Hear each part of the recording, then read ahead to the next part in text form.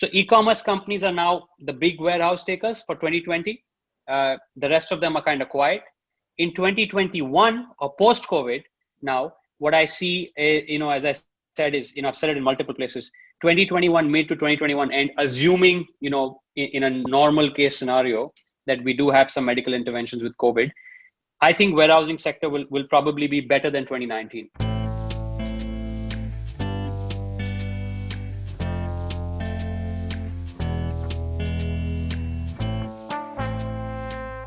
Welcome to the Blue Circle, and thank you all for joining in. It's such a big privilege and a pleasure to reconnect with everyone, our distinguished panelists who are handpicked because of the think input and the rich experience they bring in. And thank you to our distinguished audience for joining us. We've received over 400 registrations, 90% of whom are CEOs and CXOs. Many of them are repeat visitors to our webinars, which is very encouraging and motivates us to provide even higher levels of dialogue on the online channels as well. For those of you who are new with us today, the Blue Circle is an ecosystem to help business leaders manage disruptive times and become future ready.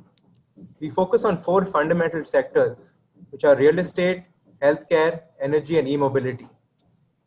We also present socioeconomic insights, which ultimately determine the evolving complexion of the market. In response to the COVID challenge, the Blue Circle has also accentuated its digital presence. One of the many modes we employ is our weekly webinar series, our digital publication. We're building a hand-picked domain-focused expert pool from our member base and its associates that will guide businesses during and post-COVID in these 4 sectors.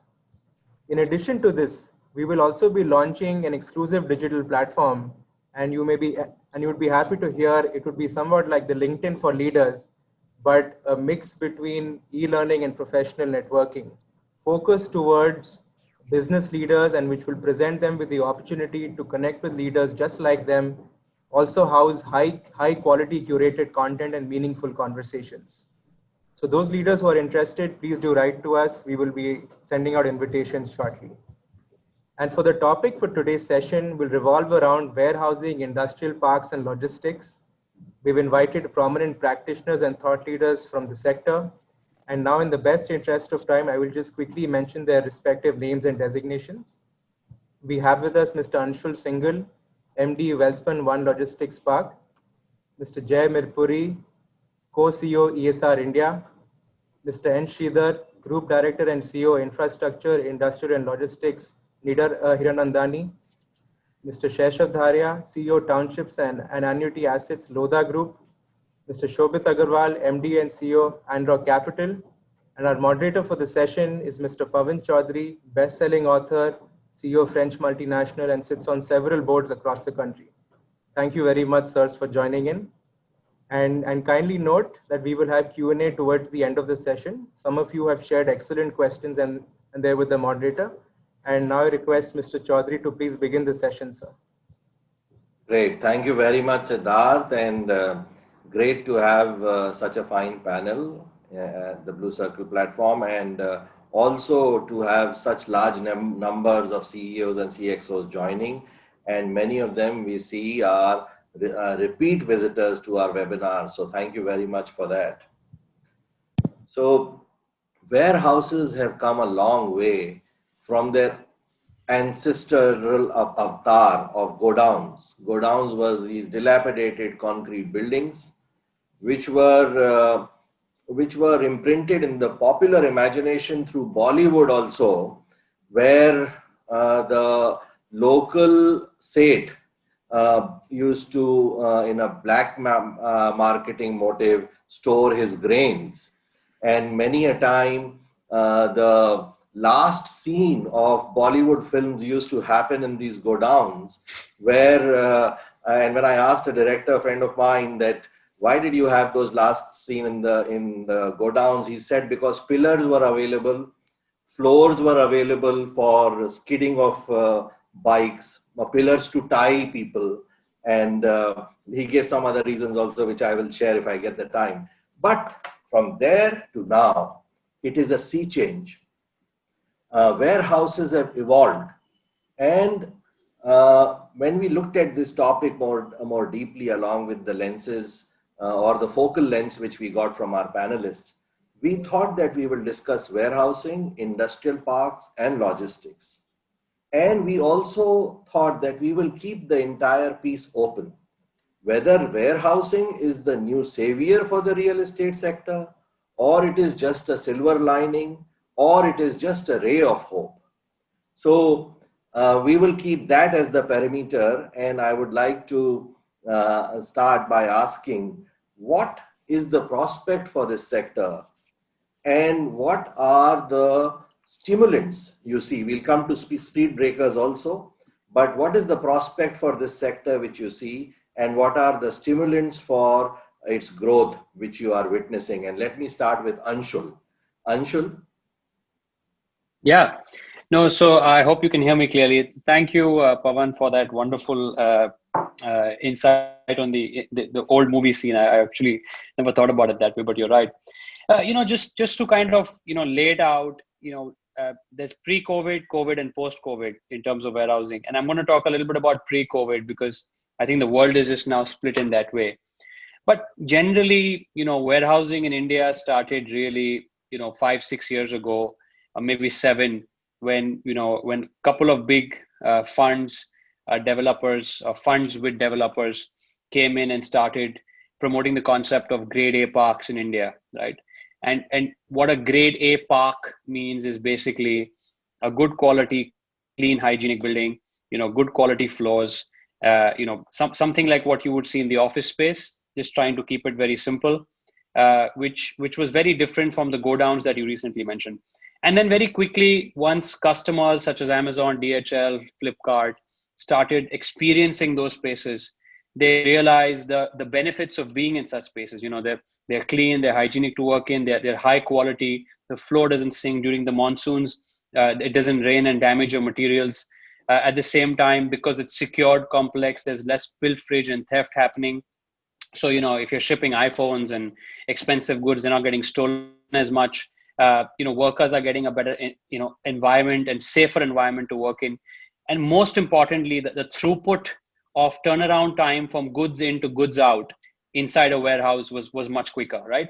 So when customers started experiencing that, oh, wow, this is possible in India, customers wanted more of that. And that obviously, demand follows supply in a way. More developers started pouring in. But still India faced a challenge where we were very divided in our tax regime. We did not have the ability to have one country, one tax. And GST kind of changed all of that, which was somewhere around July 2017 is when GST came into play. That is when I would say really when warehousing started, right? I mean, that's like 3 years ago, right? And that's when the game changed, because what that did to warehousing was you no longer needed to have go downs, state level boundaries to do stock transfers between goods from one location to the other location. You could now kind of have a really big warehouse to suit your ideal logistical needs. So, the warehouse size. So when I was leasing warehouses back in 2015 or 2014, we used to have 100,000 square feet, 50,000 square feet, 75,000 square feet demand. But in 2017, 2018, 2019, they just keep getting bigger and bigger, right? So now suddenly you're seeing a minimum size, SKU size of 250,000 square feet, 300,000, 500,000 square feet. The e-commerce giants in India are talking about fulfillment centers, which are no longer even warehouses. I mean, they are probably, a mix of storage, processing, packing, unpacking. So there's a lot of activity happening there, right? So if you've seen that growth up to COVID, I'm talking about up to 2020 Feb, March is when the world changed. You saw a lot of growth already happening, right? You saw a lot of, and then if you top up all of that with the growth of e-commerce, when buyers started realizing the convenience of shopping online, where you no longer needed to go to a mall or a store to buy things, you could just go onto your computer window and shop. That kind of accelerated that story of convenience. Now, the minute that happened, customers such as Amazon, Flipkart, DHL needed to ship out. The throughput requirement even went faster with next day delivery, same day delivery. So worldwide, you started seeing same day delivery happening. And I think that kind of added a lot of pressure to warehousing developers saying, okay, now we need to build larger spaces and we need to build them faster and even better quality. And we need more capital for that. And then suddenly from 2017, you started seeing investments in warehousing, foreign investments going up very, very quickly. So, 2015, we invested somewhere around $125 million a sector. And 2019, you invested somewhere around $1.8 billion a sector, right? Foreign capital, institutionally spent. So this was already happening. This sector was already immune from NPAs. There were no NPAs like residential. There was no bad debts, right? There were good quality developers like, my friends on this panel, like ESR, etc. The sector already had a high demand, so they did not have a problem with which residential faces where there's enough supply, but there are not enough buyers sometimes, right? So all the problems that a resi sector or sometimes an office sector were facing, this sector has been insulated from that. Secondly, it's a very B2B sector, right? If you have a 100-acre park, you have 15 buildings. So for example, our park in Bombay is 100 acres, 15 buildings. You have 15 customers. In an office park, you'd have multiple customers. So there are a lot of advantages that were already working for the sector. Now, coming to the last part, I don't want to take up too much time, but what's happened during COVID, obviously, like every other sector, the sector has kind of felt a slowdown in terms of demand decisions. And I would say that's less of a slowdown. It's more of a demand decision deferment, because actually COVID has accelerated the online buying behavior, right? COVID has kind of further pushed that story. All the makings of GST implementation, Make in India policy, that was all already happening. What COVID basically did is kind of put a speed button on that. But having said that, customers are still not making decisions fast enough, because honestly, they're not able to plan because everything is so uncertain. Whether to take up a space, not to take up a space, they're not able to decide that. So that demand deferment is happening in terms of, so you're seeing the number of leases fall in 2020, but at the same time, you're seeing significant rent collection. At the same time, you're seeing Amazon and Flipkart launch 8 distribution centers each across. Recently, this morning I saw news about Snapdeal doing that. So e-commerce companies are now the big warehouse takers for 2020. The rest of them are kind of quiet. In 2021 or post-COVID, now what I see, as I said is, I've said it in multiple places, 2021 mid to 2021 end, assuming, in a normal case scenario that we do have some medical interventions with COVID, I think warehousing sector will probably be better than 2019, right? Because that's probably the only sector in real estate which is heavily insulated from all the downside that are facing. So that's just my gist of the whole thing on terms of stimulants and prospects and aspects. I hope I've answered the question as a whole. Excellent. You have answered the question very well, and many parts of the very, very optimistic overview which you have given are borne by the figures, because Amazon had one warehouse in 2013. Today it has 50. Over last year, in 2019, over last year, 50% storage capacity was added. And so the sector was already growing well in double digits before it hit COVID. And in COVID also, surely it would have taken a beating, but it remained among the more resilient sectors, because unlike the previous pandemics, it had 2 supports. One was the refrigerator. In 2008, in 1918, the refrigerator was not there. The technology had not stabilized. Refrigerators were exploding. They had not reached the homes.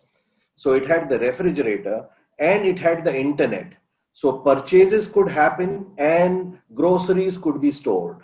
So somewhere this sector benefited because of these 2 large developments, just as the entertainment sector benefited because of streaming, which the earlier pandemics did not offer any kind of relief to consumption. This time, this relief was available. So absolutely, yes, agreed. Broad overview. Now let's go to Jay and see whether he agrees with this with this perspective. Jay. Right. So as promised, I'm going to actually add a little bit of caution, to the mix here. I think that, Anshul is absolutely right that the e-commerce sector, has been growing even pre-COVID. We have seen an acceleration because of COVID, because people have been forced to go online, whether they like it or not. I think what remains to be seen, right, is how this, as he said, the decision deferment mode that we are in right now plays out over the next 6 to 12 months, I think we need to be mindful that there has been an impact to GDP as a whole, and therefore consumption has gone down. I think consumption will remain muted, and how we recover, right? So if we've heard various officials talk about a V-shaped recovery, a U-shaped recovery, a W-shaped recovery if there is a second wave, that hits us. I think that recovery will really determine how the sector takes shape. One thing that I think all of us will agree on is that the long-term prospects are upwards, right? And so we as ESR are building for the long term. We have very long horizons with respect to our investments that we make, as do our institutional investment partners, and that is, I think, something that will stay. I think what we have actually already done is we've made adjustments to our 2020 assumptions, which I think all of us would have done. I was on a panel with one of the customers the other day, which is a food FMCG company, and they had made a comment that we have written off 2020, right? We are going to compare 2019 to 2021 directly, because 2020 is just an aberration. We just don't know what to do with it. So similarly, we've sort of put a break on 2020 and said that whether it is rental growth rates, whether it is how much what kind of pace at which we are investing and accelerating, but some of it remains to be seen. So I think that while e-commerce is growing quite nicely, your retail consumption, your industrial output really needs to pick up for us to get those back on track. All the big e-commerce players put together can only take up so much space in any given year, and so if the other prongs or pillars on which the business is built don't actually grow, we're going to see a little bit of a lopsided structure going forward for a little while.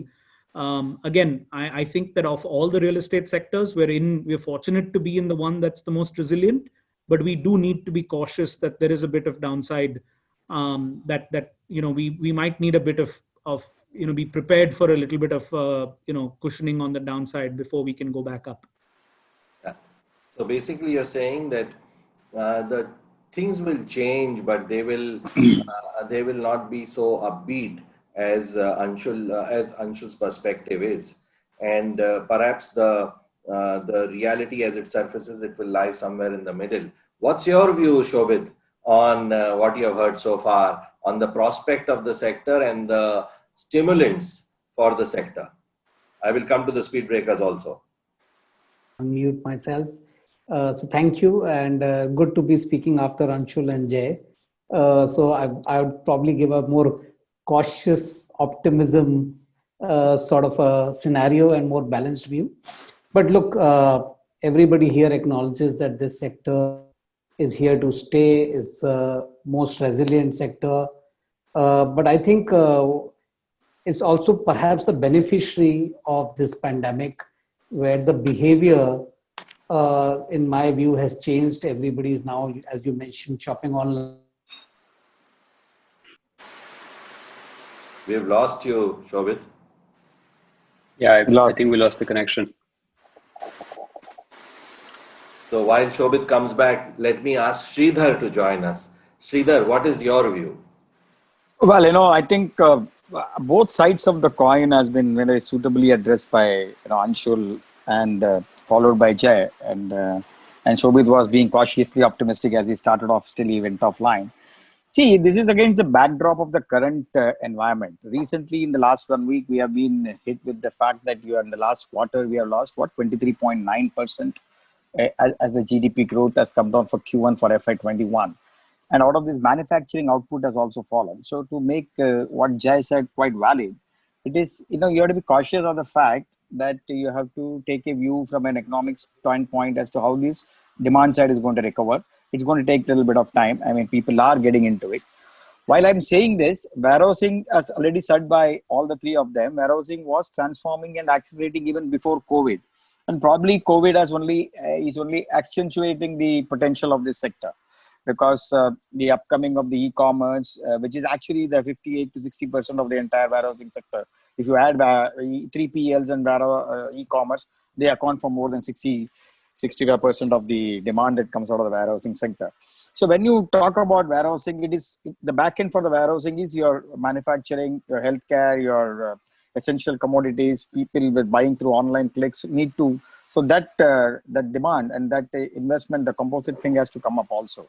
So which 2020, as I heard Jai saying that talking to one FMCG, that 2020 was a washout. I think that's true. Most of the companies are coming back now, as I see, given that the COVID is here to stay, and we are still in the first phase of the COVID, unlike China. And I would say that we have to be, in the medium to long term, be optimistic about this sector. I don't want to be repetitive because the facts, most of the points have been covered by the previous speakers. At the same time, we have to also see that what are the signs. So I'll only here take few statistical points that I was reading about yesterday. The signs of turnaround are visible because I think for the first time, I don't know how far it could be true or how stable that index is, but it is there. The Manufacturing Purchasing Managers Index, which has risen to a 6-month high of 52 in the month of August. It's a monthly indicator. So normally above 50, you think that the expansion mode has started off. So it was pretty suppressed. There was very little capex going into the business right in the last couple of years that I saw. Output and new orders expanded at fastest pace only since February. I think post-COVID, and that's what was happening. Then I think this Nomura came out with some index, which was some, it was called post-COVID business resumption index, something like that, NIRBI. They said it came to a lockdown high of 75.7 for the week ended August 30th. So cautious optimism in terms of people trying to visit places. And more importantly, Google Mobility, which manages daily index, showed a 2% rise in trends for places such as supermarkets, food warehouses, pharmacies on August 28th. Basically, they map it through their mapping index in terms of footfalls and measure visit to different locations as retail shops, etc., and workplace. And I see offices turnaround coming to more than 30-40% as I talked today. While still in some locations which are like Bombay, etc., still people are not fully gone back to their office, people are working.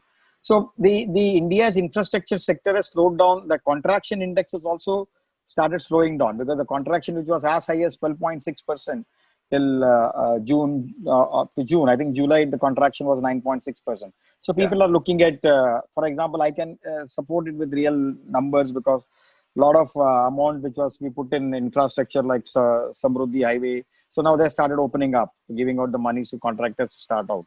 So the government is also putting out money out there.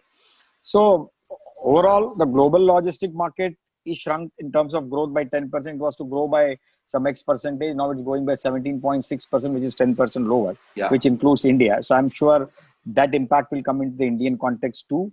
So amongst the various asset class, people have spoken about resilient. That is true. Warehouses were growing before COVID. That's true. Post-COVID, probably the click and buy kind of culture will further accentuate the growth. So that is also true.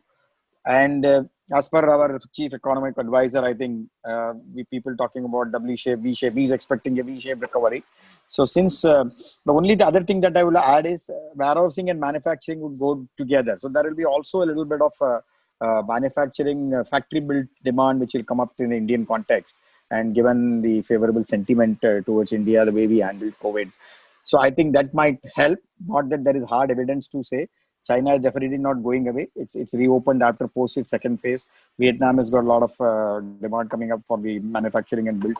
But whereas India will also get some benefit out of that. So I look at warehousing and industrial to be more dominant in the RE segment going forward. Yeah. So very the middle to long term. That would be my summary. Yeah, very well made points, Sridhar. Points very well made. Basically, you've said turnaround perhaps seems likely, but you added perhaps because you perhaps want to say that this is not the new normal. This is the new flux, and we need to still be watchful. And the second point which you have said is the click and buy piece. And on that, Shobhit was saying something, and I'll come just to him in a moment. about behavior change. And I have not only seen a behavior change from the buyer to buy from the e-route because he wants to avoid the infection, etc. There is a lower class of buyer who did not get the right reception in malls.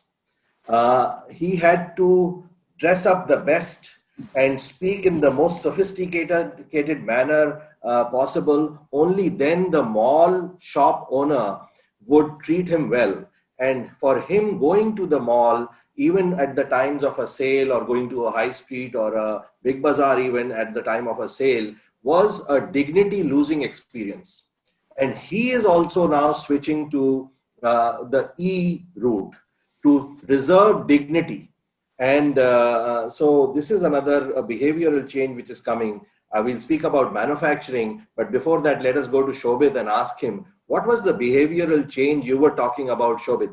Sorry, I was talking about more on the delivery, saying that it is no more going from warehouses to shops and then to the houses.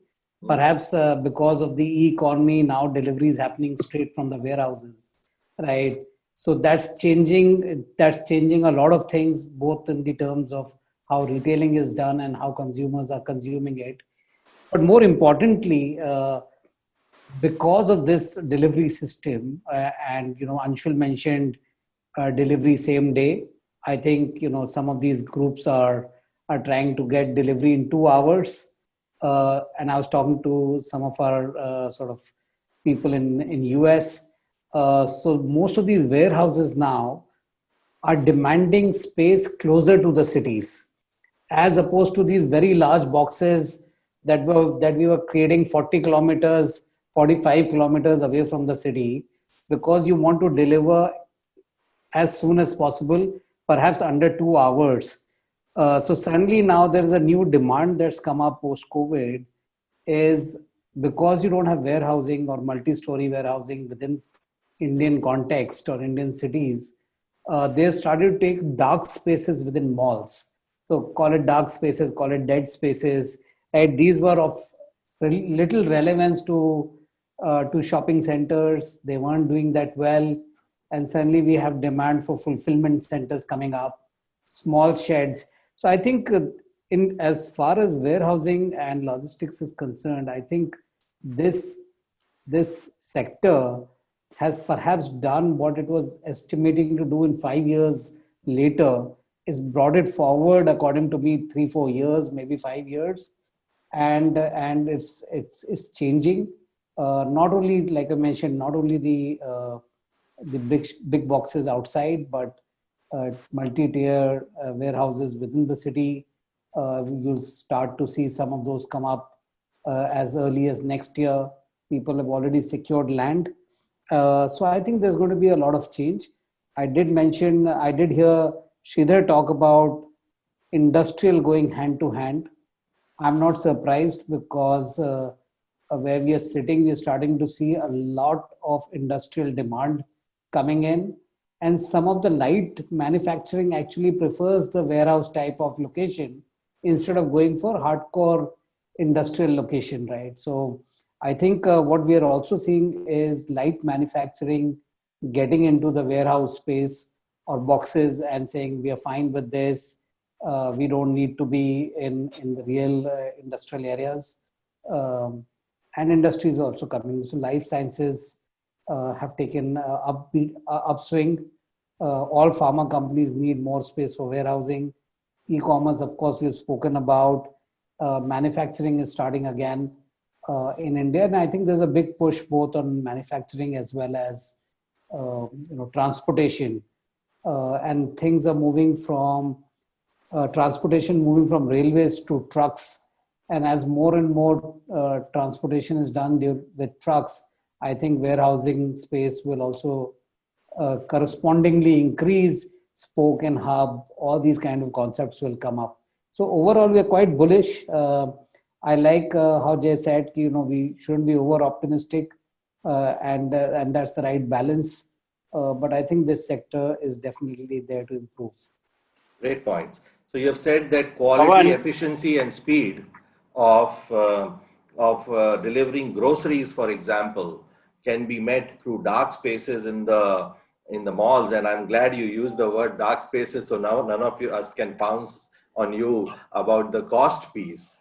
And you've said that the scheduling, labeling, assembling, and kitting functions are moving to the warehouses from maybe the erstwhile manufacturers.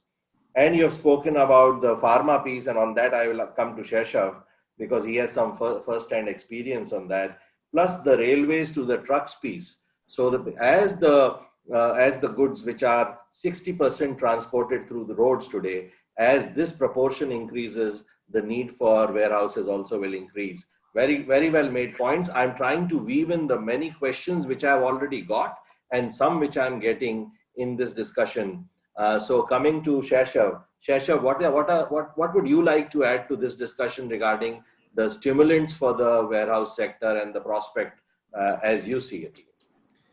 Yeah, so I think everyone's shared reasonably well, covered it quite well in terms of what's happening. Our role as a group, Lodha Group, is a little different in terms of we are more the master developer of industrial parks and warehousing parks. So we've actually seen a lot of leads, a lot of interest over the last 4 months. I think this demand deferment is a bit of inability to travel. Let me see what's happening.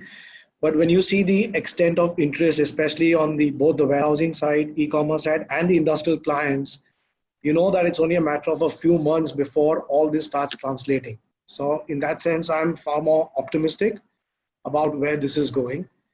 And again, given at least what I work on, when more and more options are getting created to what Shobhit said, closer and closer to the city across sectors and warehousing solutions to light manufacturing, the demand is only going to go up because you want to be that much closer to the demand point. It just creates so much more sense for the customers. So I feel that as and where with the sector getting its traction, getting good funding, there are better exit options for developers like my partners at J and at ESR. This is only going to get better because we're going to find more and more attractive locations closer to cities and demand points, which will further act as a stimulant to the larger sector. Yeah, and in terms of pharma sector, I believe you had some point on that also in our earlier discussion. Yeah, so over the last 3 to 4 months, it's very interesting. Pre-COVID, it was a sector which was generally a bit hesitant. They had their own internal, US, other such issues. And COVID has definitely given a big boost in terms of both the importance to the sector, the importance given by customers to health, and the proliferation of how can we do more in India. So we started seeing a lot of interest and discussions. We're in fairly advanced talks with some people on pharma hubs, pharma itself trying to set up closer to the city, because we got a great feedback from some of them that they'd like to be closer to, let's say, in our case, closer to the Mumbai metropolitan region, but they've never had land. And suddenly when we come up with the concept of an industrial park in a city, it really creates a huge attraction to them, because suddenly you're not going to a very far off location, which they've been doing over the last 5 years. So the sector, both in terms of access closer to the city, plus the sector's own attractiveness suddenly, I believe this is going to be a big spurt over the next 12 to 18 months across India, not just the Mumbai region. Yeah, and I fully agree with you. Active pharmaceutical ingredients, which are bulk drugs, because we are so dependent on China, they have moved from the healthcare space to the geopolitics space. Even medical devices have moved to geopolitics space, because a pacemaker or a brain implant can be hacked. So a cyber actor can hack all the pacemakers and discharge them, or even give shocks to the patients who are wearing them. So this has also moved into the geopolitics space. So it has become very important that these products will have to be made in India. And the government has announced manufacturing incentive schemes, medical device parks, and they also would like to be close to the hospitals as well as the markets. The hospitals and other institutes are the R&D and testing playgrounds, and the markets are, of course, where they are consumed. So great points. And I think another point which you said regarding your industrial park is that these companies, pharma companies, want some social infrastructure also, because training of their people is very important and they have to retain them. So to retain them, they need that support also from you. Great points. Now coming back to the speed breakers, and let us start with you, Sheshav, so that it is an equitable equitable sequence. Sheshav, what do you think are the speed breakers before the sector today? So, I think in general, the macro is extremely favorable. Now we keep talking about the impact of China and the move to India. I think we are still a little ways away from someone making India an export hub. We're still not as cost competitive sometimes as, let's say, a Vietnam. It's getting better and better every year, but we are still not as simple in setting up for companies. So I think the challenge, if we are going to jump forward too much into us becoming the export hub, we still have some more time. But I would look at it the other way around.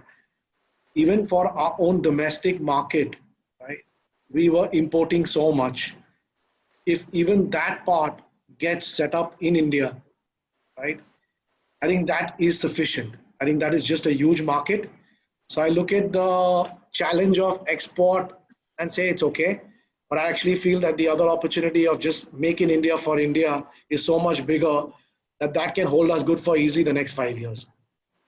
The second challenge, if I were to say, we are fortunate enough that we could do an industrial city of 1,000 acres because we had the historical land.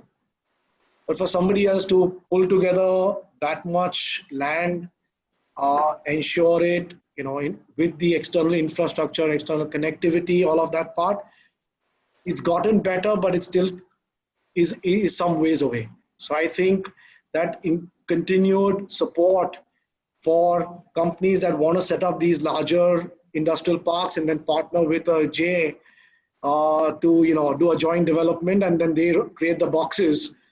I think that is the kind of challenge that has to be overcome on the developer side, the master planner side, to then work with the ESRs and the others of the world. So to me, that's the second challenge that I see, which can be better. And the third is, I think we need better integration in the long run with the infrastructure external. So historically, we've always been behind in infrastructure. If as Anshul says, we're going to see this crazy demand of e-commerce and warehousing from that, all those trucks are going to be, creating that much more stress on the road infrastructure. We've got to get going faster and faster and not remain behind. We've got to find ways of integrating the rail infrastructure with these industrial parks in the zoning of the city plans. I think there is more work to be done on that side to take a longer view, because otherwise we will again choke ourselves because we will not have the infrastructure to support both the industrial and the warehousing demand. So these are the three challenges, but also opportunities that I see. Excellent, excellent foundation you have given for this leg of the discussion. So you have said that unsustainable planning, land use patterns, or master plans which are not well thought out. So this planning has to be better integrated. Infrastructure has to be better considered. The congestion which we see on the roads reduces the productivity per truck from 400 kilometers, what it can be, to 200 kilometers per day. And the state of the roads is also an issue. So these are the 2 points which you have brought out, and I'm sure the others will bring more angles. The third point which you brought out was that exports. It seems you are not very optimistic about exports, and some of the, to a great extent, some other experts are also thinking similarly, because you mentioned Vietnam. Now, Samsung was an organization which started its operations here about 30 years ago and about 10 years ago in Vietnam. In India, it is an $8 billion company, but in Vietnam, it is a $52 billion company, which means there is some bottlenecks in exports, which we need to clear. They may be regulatory, they may be infrastructural, we do not know. And the next point which you made, which I would like to debate further, is the Make in India piece. Now, China, we are seeing that a lot of companies are saying that they might leave China. And it is not that this has not happened before. In the last 5, 7 years, 10 years, it has happened in the textile sector in China. But people who left China, they did not come to India. They went to Vietnam, they went to Thailand, they went to Bangladesh, they went even to Sri Lanka and Pakistan. So how sure are we that this geo-economic change which is happening in the world, where random outshoring is being replaced by friendly offshoring between countries which have a similar political dispensation and history of peace, will make us actually beneficiaries? This is the point which I would like to ask Anshul, that Anshul, tell us, do you feel that all this manufacturing which is changing its location is likely to land in India?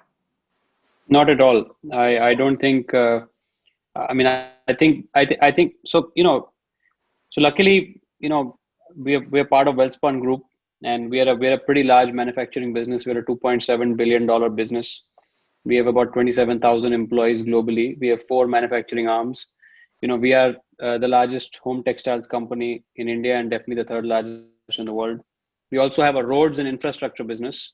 So we understand what's happening in the road sector. We have continuous, so that's another $1 billion business. And we have another business called Welspun Corp, which is a pipes with top 3 in the world in large diameter pipes for oil and gas sector, right?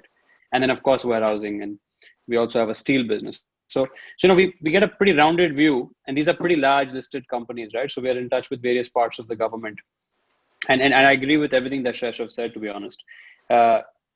See, it's very difficult for an industry or a factory to uproot itself from a running, breathing ecosystem that it's operating under and then just implant itself into another country, right? It doesn't work like that. It's all nice to say, but it takes time. Now, the second thing is, as a country, we are not fully prepared to be able to benefit out of that, right? You're absolutely right about Vietnam. Vietnam is prepared, right? China, there will be spillover effect into India. I'm not saying that but it's not going to be like everybody that uproots out of China is going to come to India. If 10 companies uproot out of China, probably 2 will come to India.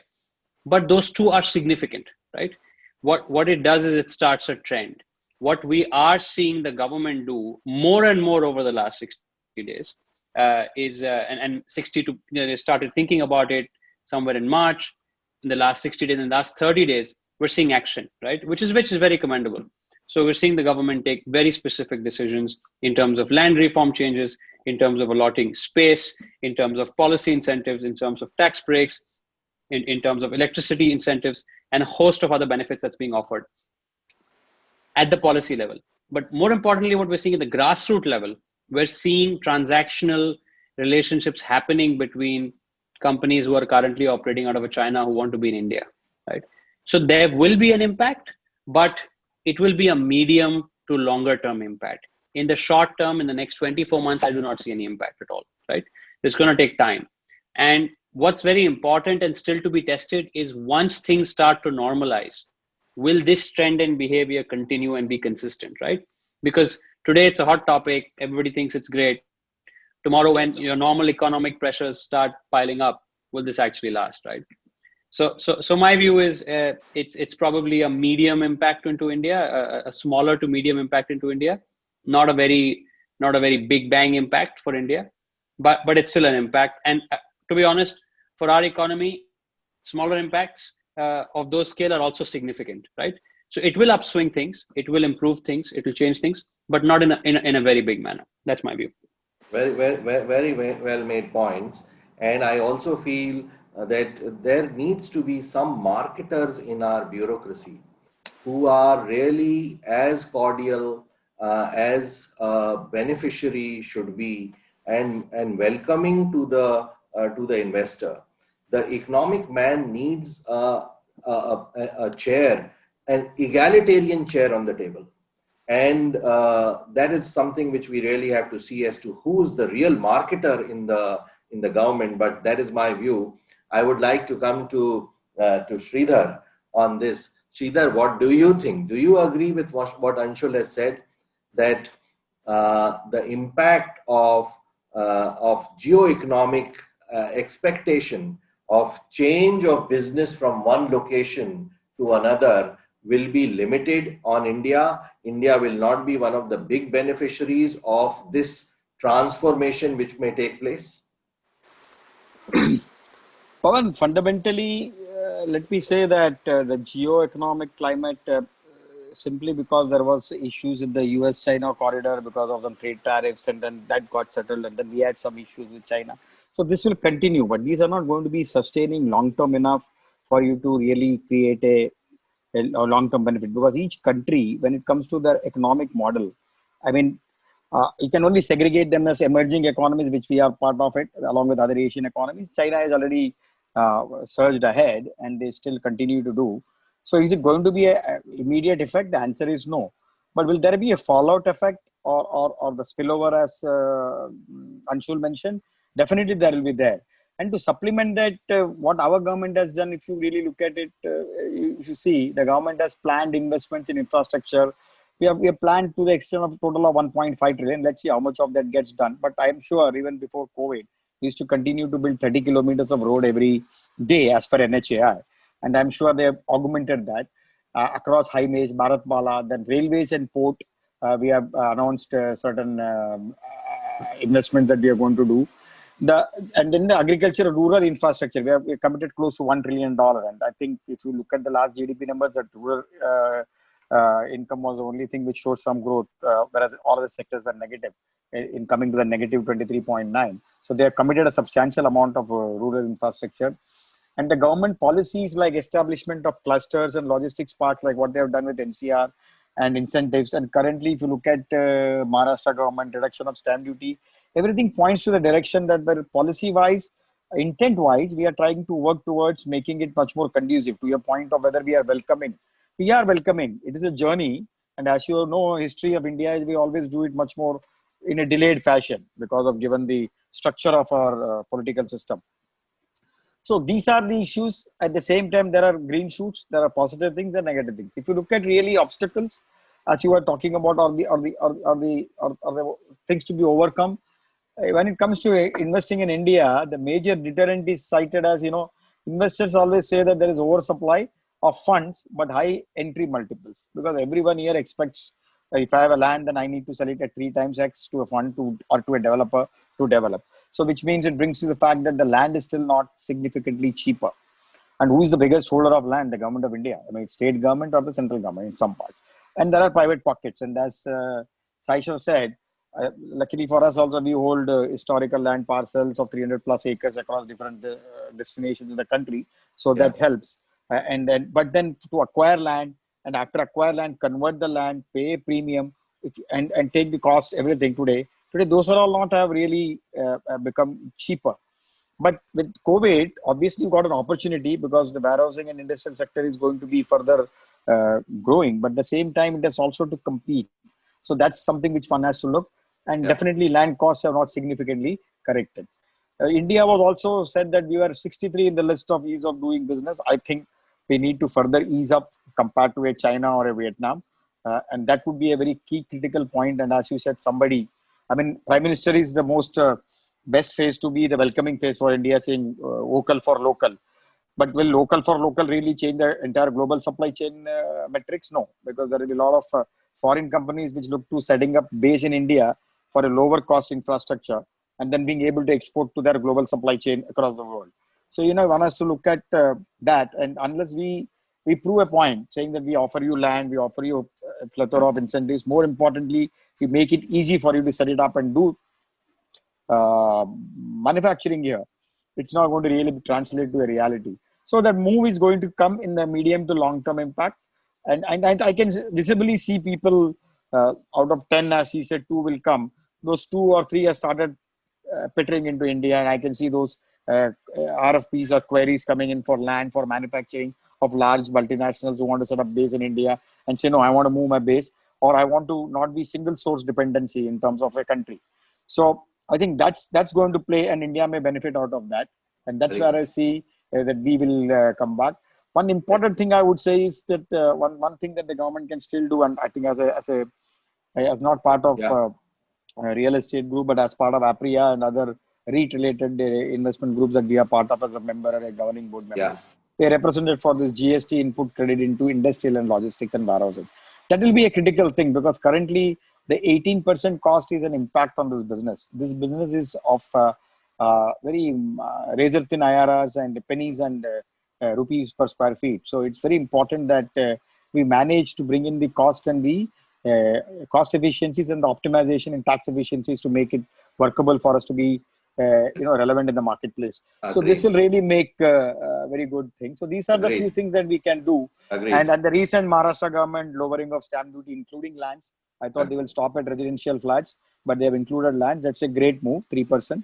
So there's a damn good reduction. So that's going to be good going forward. Great points. And I think the 2 points which I'd like to pick up before I go to Jay are, first, that the Prime Minister is surely a great ambassador for Make in India, and his width and depth of knowledge is known through personal encounter by us. But he is the ambassador or the head of the hosting family. What about the other hosts? What about the receptivity of the interface between the investor and the government of India? That is the place which where I'd like to shine the light. But going to Jay before that, if we get time for that, Jay, what would you like to add to the list of speed breakers which we have heard of? You were mentioning in our earlier discussion about the shadow economy as well as some sociological barriers. What are those? I think Sridhar touched upon this a little bit in what he was saying. I think that, as international investors and investing across, 7-8 different countries across Asia, and I've, as I mentioned, worked across 4 of them, we tend to actually not, we're not able to deliver the kind of, economic returns as investors in India that we should be, given the risk and given the, let's say, inflation levels and interest rates that we have in India. And part of the reason for that is that,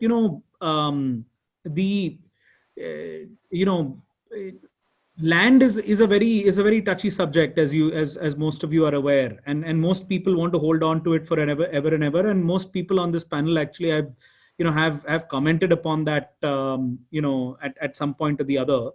The truth is that if you're let's say a landowner and you own maybe 10 acres of land somewhere, and you're never going to sell it, it's, you want to keep it for your children and your grandchildren. You say, okay, how do I monetize it? Let me put up, 150,000, 2 lakh square feet, and I'll rent it out for whatever I can get. If it's 12 rupees, it's 12 rupees. It's 15 rupees, it's 15 rupees. It's fine. It doesn't really matter, because land to free hai. Now that kind of thinking actually has an impact on the sector as a whole, because it adds a lot of substandard, but also has an impact on what customers then are willing to pay, because it becomes in some ways a very short-term disposable kind of a mindset, and keeps you kind of rooted to the go downs of the yesteryears. If we had a more pragmatic view on this, then you need to actually think of the sector and see. We actually think long term. We think about useful lives of 25 to 35 years. We think about future proofing these assets. And the reason why e-commerce plays such a big role in our ecosystem is because they are also thinking in those terms. They want to be able to achieve the efficiencies that have been mentioned of same day delivery, next day delivery. They have to invest a lot in mechanization, automation, automated storage and retrieval systems. Now they can invest that kind of money into buildings that can last. You wouldn't spend millions of dollars on equipment in a building that won't, where the floor will crack in 6 months. You will never do that.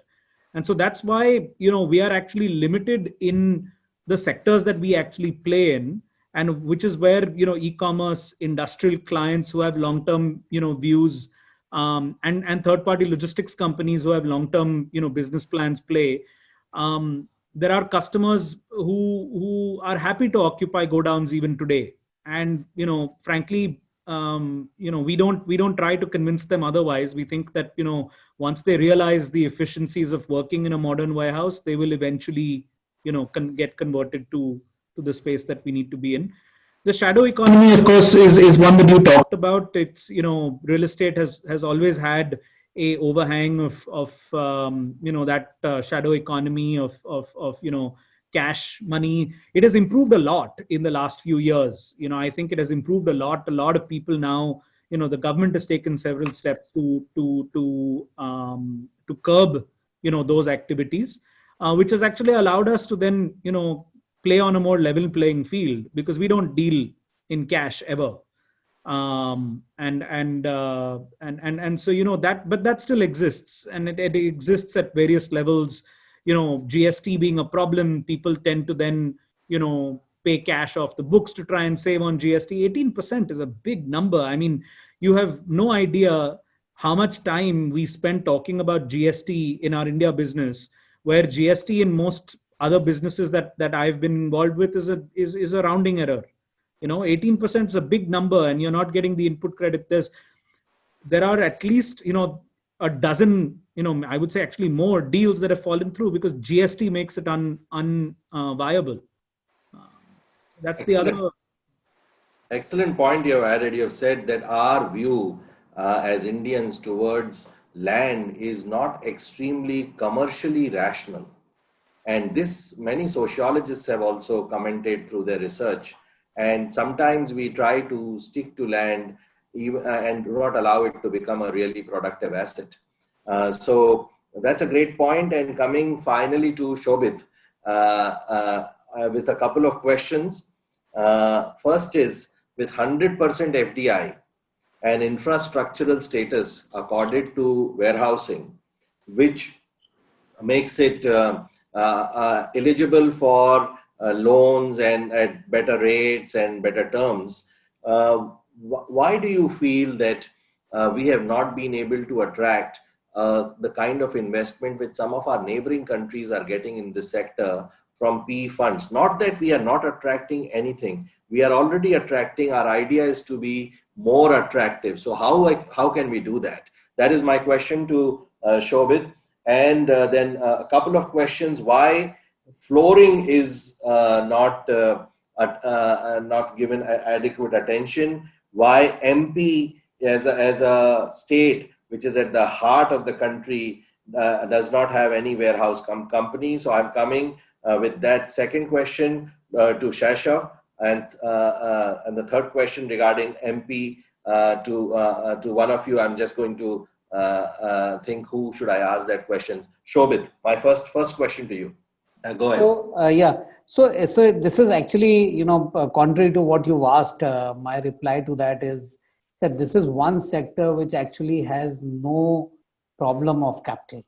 It has more money chasing it than product, right? The problem is of product, not of the capital. It can get more capital the more you want it. And I've got ESR here, you've got Sridhar here. I don't think they're capacitated or incapacitated because of capital.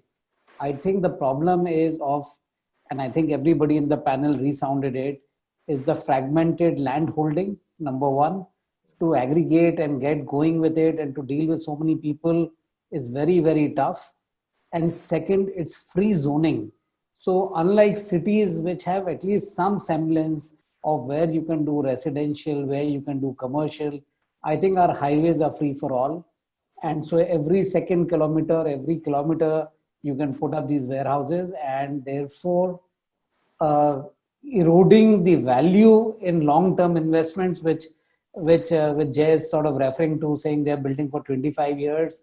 And then there is a guy right next door who doesn't value land, builds something with floors are cracking, and it gets taken up, by the way, because some of the users are still not distinguishing between efficient use of that product versus inefficient use, because it is so low in cost, it doesn't really matter. So I think as we institutionalize the usage, obviously people like ESR will benefit, but capital is not constrained, is not the constraint in this sector. Right. So I'm going to hand over back to back to Shaishav. Yeah, Why sure. MP? Why MP? Why MP is not getting any investment in warehousing? And final question to Anshul Singhal. And all these questions are coming from CXOs. So I'm just repeating this last question to Anshul Singhal, where we'll close it. How will warehouse location impact last mile delivery, considering the future trend of drone deliveries? This is from Zinov Consulting, project lead Ankit Bansal. And my question regarding MP is from Kirby Building Systems and Structures. Shaishav. So actually, I am not well versed with MP at all. So with regards to this, so I'll defer it to maybe Jay or Sridhar or Anshul if they have a better sense of that. Okay, so anybody can answer this. There are many more questions which I could not tie up. So I will pass it on to Siddharth to handle those by the only point I can add on the MPPs is when I was doing the initial study, I think this is 2 or 3 years back, in terms of the best logistics location or where warehouse should be.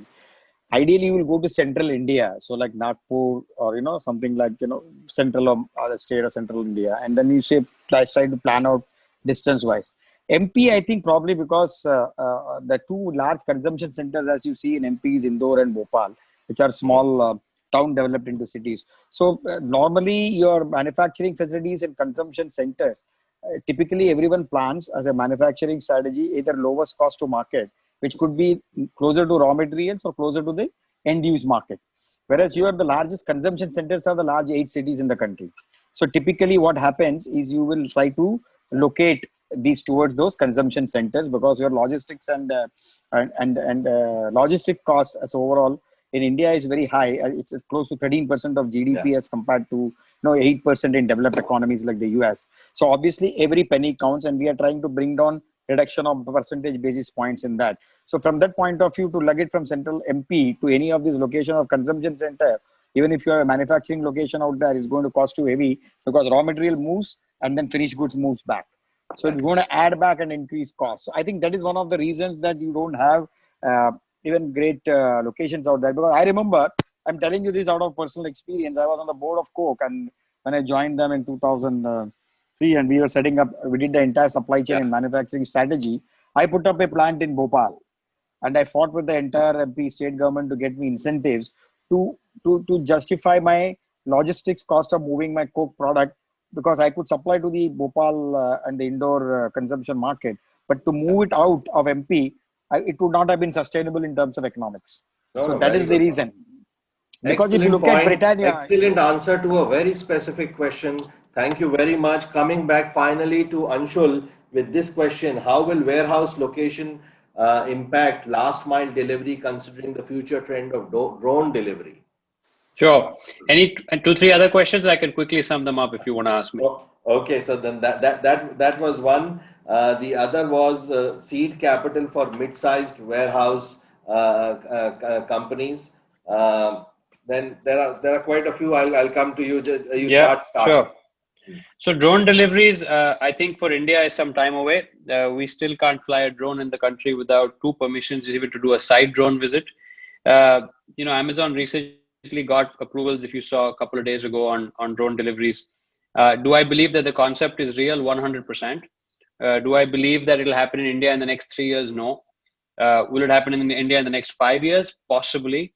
It will boil down, like everything else in India, it will boil down to policy, right? Currently, our aviation policies do not allow oversight of drones at all. So I think that's a bit of an issue. But if we can solve that, along with that, solve how it's going to be safely handled, I think it's some time away. By the time this concept plugs in the Western world, it would probably take about 36 to 42 months to just plug in there. So I think India, you would start really probably seeing it 6-7 years down the line. Great point. So you're saying that the Game of Thrones next season may be very far away, and similarly Game of Drones season is also quite a bit away. Last question about green warehousing. Yeah. How significant is green warehousing in the mix, and where are we going on this area? Already doing it. So I think all of us on the panel that I can vouch for, we are already building green warehouses. So just to give you an example, our upcoming park in Bombay and Bhiwandi, it's 2.5 million square feet, 100 acres. It's going to be gold or platinum. It's going to be silver or gold rated in terms of LEED certification. I know for a fact that most of the organized developers are doing similar. So, it's already happening. It's not far away. It's now. It's probably going to get better. Great. So that is the ecological sensitivity of the panel and the industry See, the one point that I would like to add, Pawan, on green Yeah. warehousing, I'm sure Yeah. each one of us, as Anshul rightly pointed out, we have moved away from the old system of godowns to a much more grade A spec warehouse. And that's what you're seeing. You still have close to 60-70% of that market to really get converted back to grade A specs. And as today, I don't know why Anshul didn't mention, but tier 2, tier 3 cities, if you look at it, even Yes. those have to change over time. Probably the economics will have to be looked at and how to fund them and how to construct them. But that movement has to happen. So obviously, you're going to build green warehouses, you're going to be eco-friendly. And as a Hiranandani group, we have always stressed on building environmentally safe and really building a lot of green space around. And we are extending that to even our large industrial parks. We are taking large size parks and building amenity space and a lot of stuff to make it really green. So I'm sure going forward, nobody's going to, even there's a lot people like Flipkart, Amazon, Apple, all the clients who come to us, they insist. They don't even want non-compliant warehouses, and that is why they're happy to pay the 2 rupees or 5 rupees more for compliant warehousing and compliant industrially built things, unlike what's been there in the olden days. And to answer one more question that you raised, maybe to the benefit of all before we conclude, land, originally people on the highways, etc., they used to buy land, and warehousing was just a operating cash flow option. So they would just build a shed and give it for 10 rupees, but their end use would be capital gain on the land after 10 years. That's what Jai was mentioning about the commercial thinking behind land. People have got a very different view about how they want to make money out of land. And that's what most of this land pricing has become to. So warehousing was a temporary option. So there were godowns to be made for operating cash flow at 5 rupees, 10 rupees, build some non-compliant shed and give it to some company. So that has completely changed and is going to change going forward as you do make in India, vocal for local, demand for quality, health concerns, safety concerns. And that's going to be the predominant shift as you see post-COVID as it goes along. Correct. That was a beautiful point made by Jai and very well amplified by you. Thank you really very much. And I'm really happy to hear the socially responsive side also of the industry regarding green warehousing. And this is where I'd like to close it. And it was a great session. Thank you very much, panelists. And thank you for this enlightened audience also who has stuck with us in large numbers. Passing it on back to Siddharth. Thank you. Thank you very much, sirs. Our leaders and I have taken home so many nuggets from today's conversation, and very well moderated, Mr. Chaudhary. I wish we could have more of your time. I'm still receiving positive messages from our leaders on WhatsApp and via email. So thank you very much. But a lot of the questions have been covered wonderfully and has given us a well-rounded idea of the landscape. We've also received specific questions and focus questions which may require a longer and one-to-one discussion between the leaders in the audience and our experts, which we would be happy to fix meetings between our leaders in the audience and our pool of experts in warehousing, logistics, and industrial parks for mutual benefit. And thank you to our attendees for staying in large numbers all the way till the end. Whether you would like to engage with us through our expert panel or as learners, you're invited to connect with us for membership. We're soon launching our digital networking platform for which we will be sending out invitations to select 1,000 leaders, first across our 4 sectors, which are healthcare, e-mobility, energy, and real estate. So thank you very much, sir, once again, and looking forward to such sessions in the future. Thank you. Thank you. Thank you. Thank you. Bye. Bye. Yeah, bye-bye. Bye-bye.